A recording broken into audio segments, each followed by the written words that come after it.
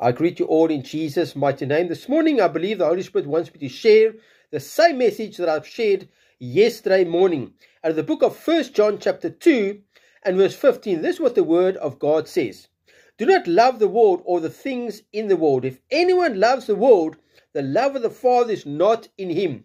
My brother, my sister, if you are going to fall in love with this world, if you're going to fall in love with the things of this world, the love of the Father is not in you. If you are still loving your sin, if you are still loving the things of this world, the love of the Father is not in you.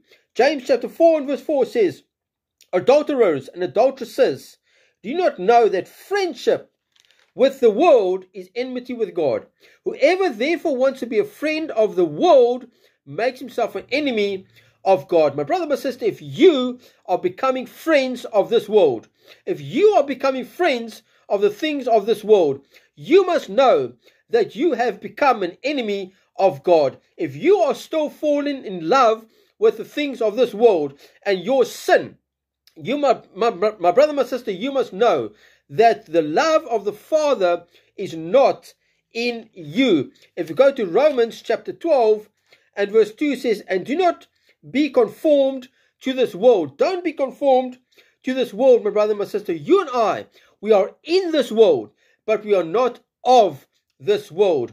My brother, my sister, God wants to speak to someone this morning, this same message. And God wants to say to you this morning that if you are going to continue being friends with this world, then you have become an enemy of God. If you are going to love this world and still love your sin, my brother, my sister, you must know that the love of the Father is not in you. It doesn't matter how many years you've been walking with the Lord Jesus Christ. If you are still falling in love with the things of this world and still loving your sin, you must know, my brother and my sister, that the love of the Father is not in you.